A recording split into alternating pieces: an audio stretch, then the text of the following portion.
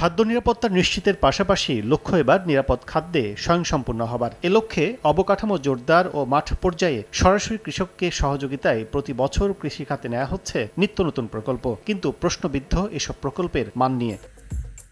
কৃষি সম্প্রসারণ অধিদপ্তরের ওয়েবসাইটে দেয়া প্রকল্প তালিকায় দেখা যায় কিভাবে শিরোনাম পাল্টিয়ে প্রায় একই রকম কর্মযজ্ঞের জন্য নেওয়া হয়েছে বিভিন্ন প্রকল্প। তালিকায় থাকা এসব প্রকল্পের নামে ভিন্নতা থাকলেও মাঠ পর্যায়ে প্রকল্পগুলোর কাজে মিল রয়েছে প্রায় ৮০%। কৃষি অর্থনীতিবিদরা মনে করেন হাজার হাজার কোটি টাকা ব্যয়ও বাস্তবে আধুনিকায়ন, টেকসই ব্যবস্থাপনা ও অর্থের সঠিক ব্যবহারের সংস্কৃতিতে উন্নীত হচ্ছে না কৃষি বিভাগ, যা অদূরদর্শিতার প্রতিফলন বলছেন তারা। কোন এলাকার কৃষকের আছে, তার জমির ধরন কি, তার সিজনটা কি, তার ক্রপটা কি হওয়া উচিত এবং সেটা দিয়ে তাকে কিভাবে খাদ্য নিরাপত্তা নিশ্চিত করা যায় সেটা মাথায় রেখেই আমাদেরকে ভবিষ্যতে আপনার প্রকল্প করা উচিত।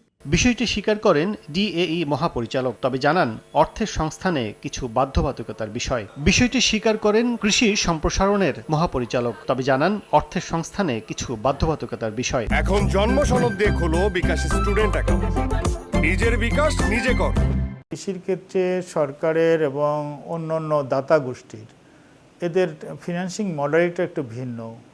একটা প্রজেক্ট যদি ব্যাপক আকারে সারা বাংলাদেশে নেই, সব ধরনের কাজ বা কিছু বিশেষ কাজ, আরেকটা প্রজেক্ট আরেক যদি বিশেষ কাজ নেই, এটা সারা বাংলাদেশে এটা পরিচালনা করা একটু টাফ হয়। আবার আর্থিক যে বিষয়টা আছে, এটাও সরকার সেই সাপোর্টটা বা ডোনার এজেন্সির সেই সাপোর্টটা ওইভাবে বিরাট আকারে আসেও না।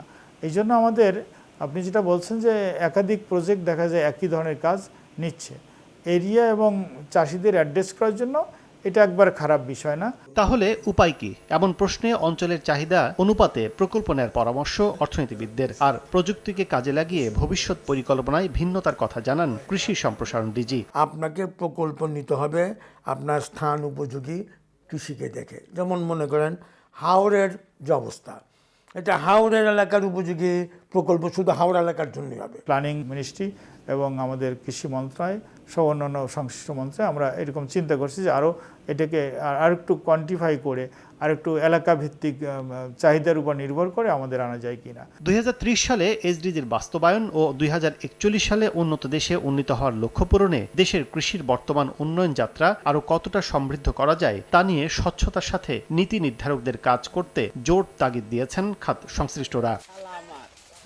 কাজল আব্দুল্লাহ, সময় সংবাদ, ঢাকা।